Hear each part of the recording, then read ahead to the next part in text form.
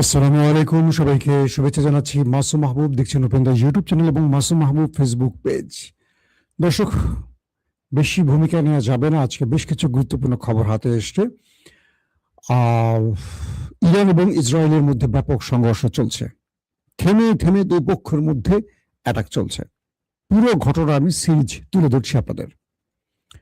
Iran ঘোষণা দিয়েছিল যদি বৈরুতে হামলা হয় দখলদার দেশটির পক্ষ থেকে, তাহলে ইরান ইসরায়েলে অ্যাটাক করবে।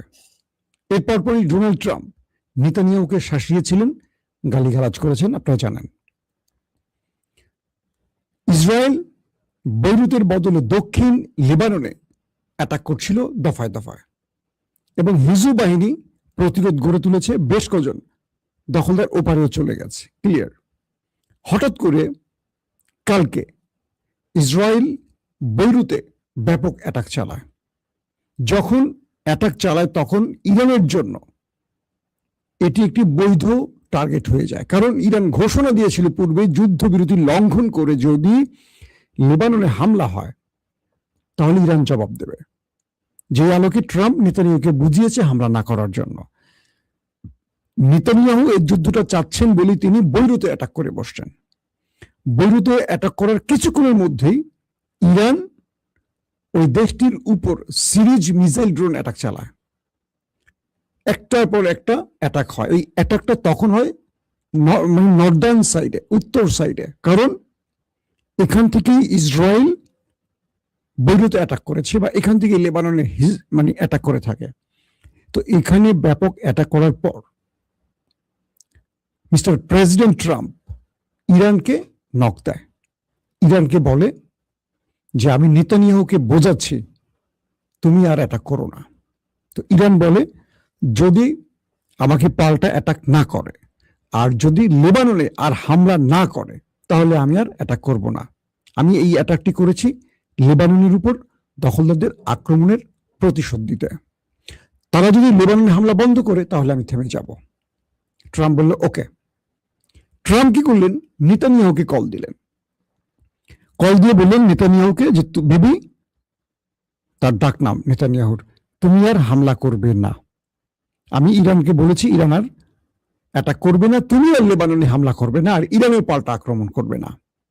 নেতানিয়াহু বলে ওকে, ঠিক আছে। এরপর নেতানিয়াহুর পার্লামেন্টে থাকা নেতানিয়াহু বিরোধী যে গ্রুপ, তারা নেতানিয়াহুকে ফুসিয়ে দেয়, অথবা নেতানিয়াহু নিজেই এই আক্রমণটি চাচ্ছিলেন এমনটি বলা হচ্ছে কিছু কিছু গণমাধ্যমে। তারপর কি হলো, প্রায় 3 ঘন্টা পর যখন ইরান আমেরিকার সাথে আলোচনার পর থেমে গেল, প্রথম দফায় কয়েক ওয়েভে ইরান বেশ কিছু মিসাইল মেরে নর্দার্ন সাইডকে লন্ডভন্ড করে দেয়, হাইফা সহ কয়েকটি অঞ্চলকে। এরপর যেটি হয়, 3 ঘন্টা পর হঠাৎ করে ইসরায়েল অ্যাটাক চালায় ইরানের ভেতরে। তারা ইরানের কয়েকটি শহরে প্রায় 20 থেকে 22টি টার্গেটে অ্যাটাক করে। এর মধ্যে ইরানের বিমানবন্দর আছে, তিভরিজ আছে, তাবরিজ, ইস্পাহান, তেহরান, এবং ইরানের এই মিলিটারি বিভিন্ন ডিপার্টমেন্টকে টার্গেট করে ইসরায়েল এই হামলাটা চালায়। এর পরপরই ইরান আবারও তার দ্বিতীয় ওয়েভ স্টার্ট করে, অর্থাৎ ইরান ঝাঁকে ঝাঁকে বৃষ্টির মতো মিসাইল ওই দেশটির ভিতরে হিট করে। তখন সেই সময়টিতে আর শুধু নর্দার্ন নয়, পুরো ইসরায়েলের বিভিন্ন শহর, Ashdod, Ashkelon, Jerusalem, Tel Aviv, Haifa, মধ্য ইসরায়েল, দক্ষিণ ইসরায়েল, উত্তর ইসরায়েল, কোনো কিছু আর বাদ রাখে না। সিরিজ ইরান অ্যাটাক চালায় ইসরায়েলের ভেতরে। এরপর ইসরায়েল তার জনগণকে বলে দ্রুত সব বাংকারে যাও, কারণ পুরো রাষ্ট্র জুড়ে সাইরেন বাজতে থাকে। ইরানের হামলার এত তীব্রতা ছিল এবং সময় নিয়ে ইরান কিন্তু সিরিজ মিসাইল মারতেছিল একটার পর একটা, একটার পর একটা। ইরান করে কি, তারা যেহেতু ইসরায়েলে অ্যাটাক করে, তারা আগেই তাদের গুরুত্বপূর্ণ মিসাইল লঞ্চার, মিসাইল এবং আরো গুরুত্বপূর্ণ বিষয়গুলোকে, প্রতিরক্ষা ব্যবস্থাগুলোকে অ্যাক্টিভ করে দিয়ে এগুলোকে মাটির নিচে সরিয়ে ফেলে। কারণ ইরান জানে ইসরায়েল এখন পাল্টা অ্যাটাক করবে। তাই ইসরায়েল ইরানে যে অ্যাটাক করেছে, এই অ্যাটাকে ইরানের তেমন কোনো ক্ষতি হয়নি। ইরান এই অ্যাটাকটিকে সম্পূর্ণ প্রস্তুতির জন্য আগে মোকাবেলা করে। ইন্টারেস্টিং ব্যাপার, ইরানের যে প্রতিরক্ষা ব্যবস্থাগুলো আছে এগুলো বেশ কিছু অ্যাটাক মোকাবেলা করে ফেলে, অ্যাটাক ঠেকিয়ে দেয়। ইসরায়েল প্রথমে যে মিসাইলগুলো মারছিল, তারপর তারা চিন্তা করে তারা ইরানের ভেতরে তাদের যুদ্ধ বিমান ঢোকাবে, কিন্তু ইরানের প্রতিরক্ষা ব্যবস্থা যখন অ্যাক্টিভ হয়ে সেগুলোকে একটার পর একটা ইন্টারসেপ্ট করতে শুরু করে, তখন ইসরায়েলের বাহিনীগুলো আর ইরানের ভেতরে ঢোকার সাহস করে না। তারা ভূমধ্যসাগর বা তারা বিভিন্ন আরব রাষ্ট্র, গালফ কান্ট্রির আশপাশ থেকে, ইরানের টেরিটরির বাইরে থেকে তারা মিসাইলগুলো মারার চেষ্টা করে, এবং ইরান অনেকগুলোকে ইন্টারসেপ্ট করেছে, অনেকগুলো ইন্টারসেপ্ট করতে পারেনি।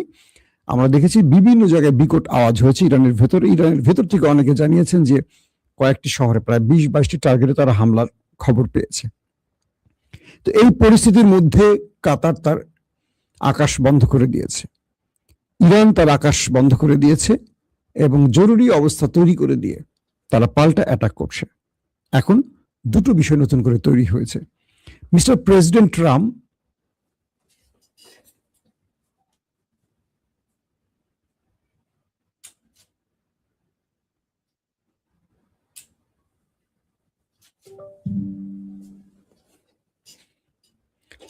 প্রিয় দর্শক, একটু ওয়েট করতে হবে। এই জাতীয় খবরগুলো দিতে গেলেই এই প্রবলেমটা নতুন করে আসে, এটা কিসের সিস্টেমের ফল্ট। এরপর ইরান যে কাজটি করে সেটি হলো যে তারা যখন ইসরায়েল পাল্টা ইরানে অ্যাটাক শুরু করে, ইরান এই অ্যাটাকের মধ্যেই তাদের দ্বিতীয়, তৃতীয়, চতুর্থ এরকম করে কয়েক দফা তাদের সিরিজ মিসাইলগুলো মারে, এবং বিভিন্ন উপগ্রহ ছবিতে দেখা গেছে দখলদার দেশটির মধ্যে গুরুত্বপূর্ণ জায়গাগুলোতে মিসাইল হিট করেছে।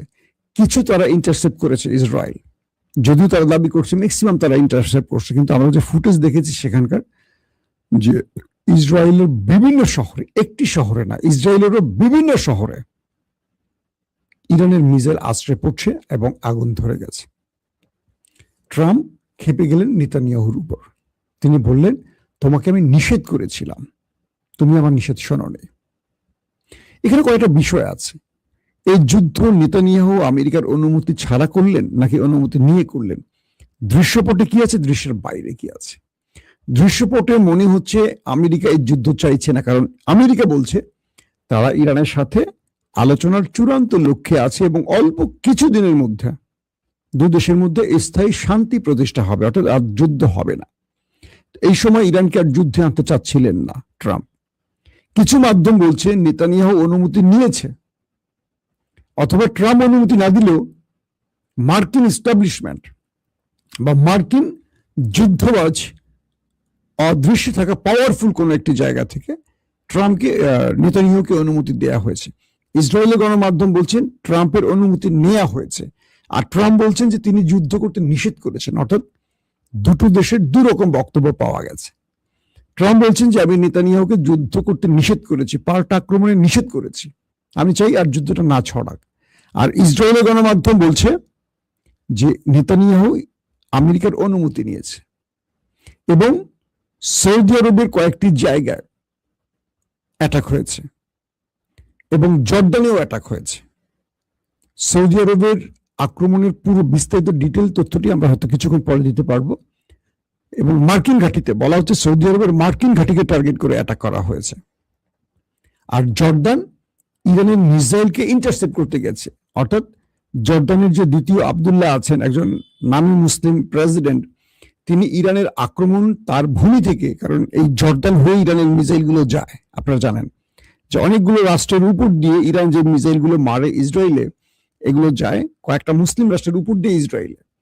তো বাকি রাষ্ট্রগুলো চুপ থাকলেও জর্ডান সেখানে ইরানের মিসাইলকে ইন্টারসেপ্টের চেষ্টা করে, তখন ইরান জর্ডানেও হিট করে বসে, এবং সৌদি আরবে মার্কিন দুটো ঘাঁটিকে টার্গেট করে আক্রমণের খবর পাওয়া গেছে।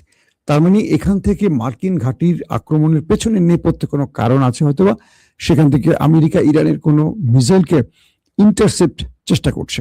পাশাপাশি ইসরায়েল দাবি করছে তারা ব্যালিস্টিক মিসাইলে ইরানকে আক্রান্ত করেছে, এবং তারা বলছে যে ইরান আমাদের উপর যে আক্রমণ করেছে এটার জন্য অনেক বড় মাসুল দেবে, ইরানকে এটার জন্য অনেক বড় মাসুল দিতে হবে।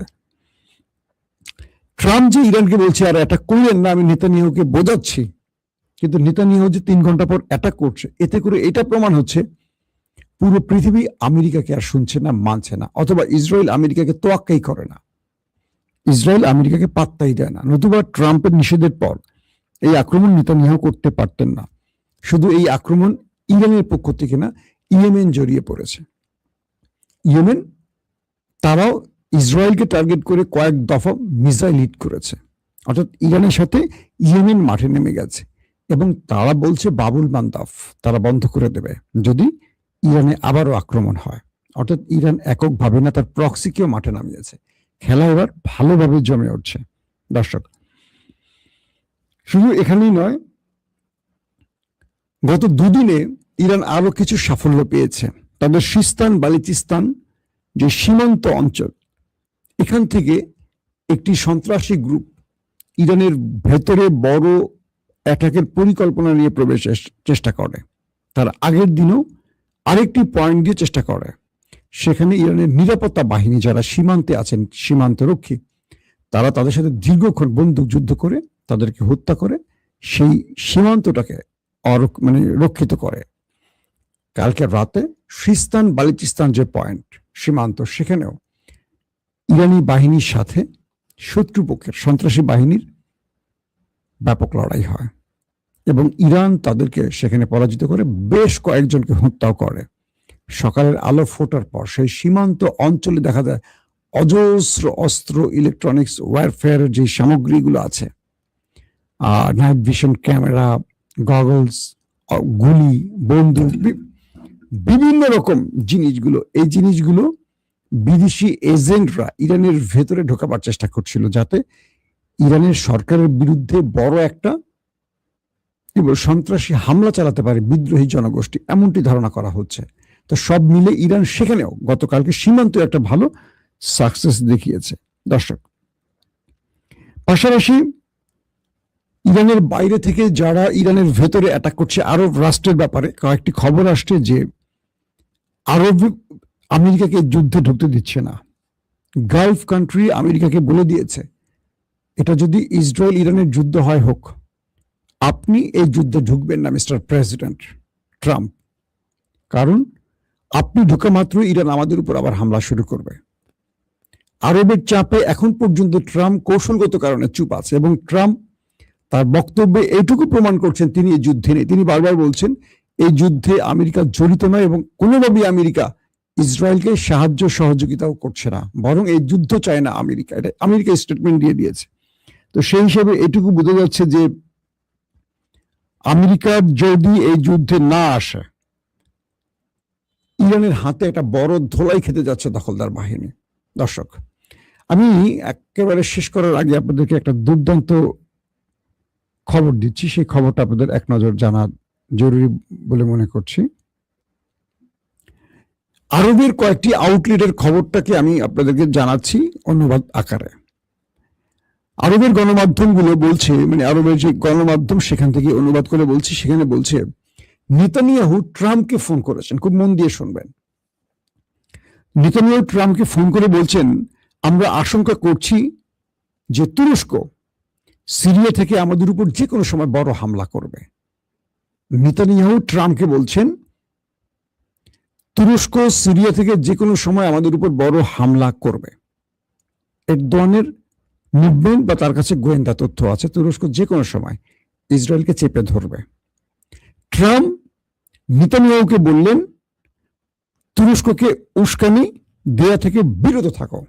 কাকে বলছেন? ট্রাম্প নেতানিয়াহুকে বলছেন যে তুরস্ককে উস্কানি দেয়া থেকে বিরত থাকো মিস্টার বিবি, এটি একটি শক্তিশালী দেশ এবং এরদোয়ানের সাথে আমার সুসম্পর্ক রয়েছে। এই সময় আমি এরদোয়ানকে খেপাতে পারবো না, কারণ তিনি বড় মাপের নেতা বা লিডার। এরপর নেতানিয়াহু ফোন দিলেন ভ্লাদিমির পুতিনকে। প্রথম মোড়ল তাকে সাড়া দিল না। দ্বিতীয় মোড়ল মিস্টার ভ্লাদিমির পুতিনকে ফোন দিলেন নেতানিয়াহু।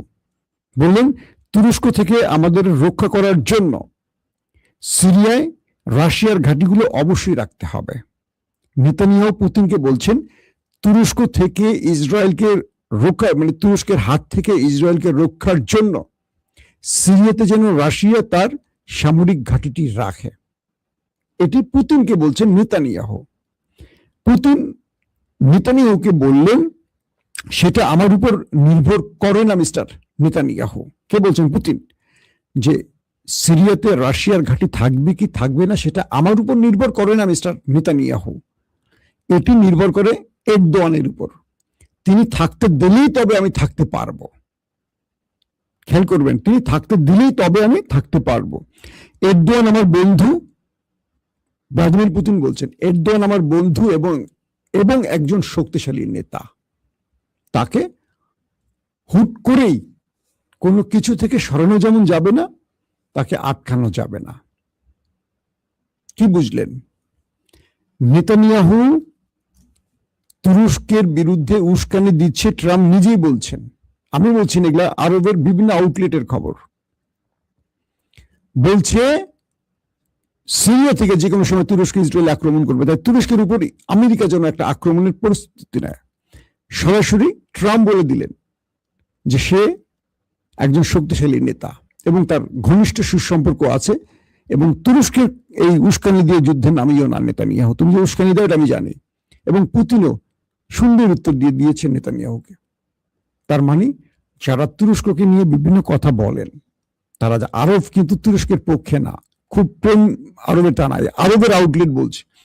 তার মানে এরদোয়ানকে নিয়ে বিশ্বের দুজন পরাশক্তির, দুজন বিশ্ব লিডারের মন্তব্য কি এক, এবং তুরস্ককে এই যুদ্ধে টেনে এনে বা তুরস্কের আতঙ্কে ইসরায়েল যে ঘুমোতে পারছে না, এই বিষয়টি স্পষ্ট হয়ে গেছেন আপনারা। তার মানে তুরস্ক একটা মাস্টার প্ল্যানে আছে। ইরান খেলছে কিন্তু ইরান আক্রমণ করেনি, ইরান আক্রান্ত হয়েছে বলে জবাব দিয়েছে। ইরান কিন্তু ইসরায়েল আমেরিকাকে আগে আক্রমণ করেনি, আক্রান্ত হয়েছে তারপর অ্যাটাক চালিয়েছে। তো তুরস্ক এই যুদ্ধে নামবে কি নামবে না, এটার অনেক কিছু আছে।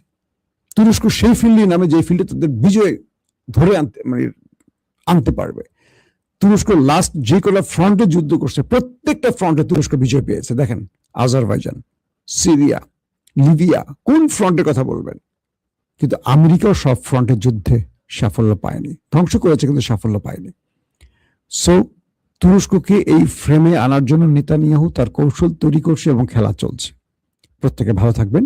আল্লাহ হাফেজ।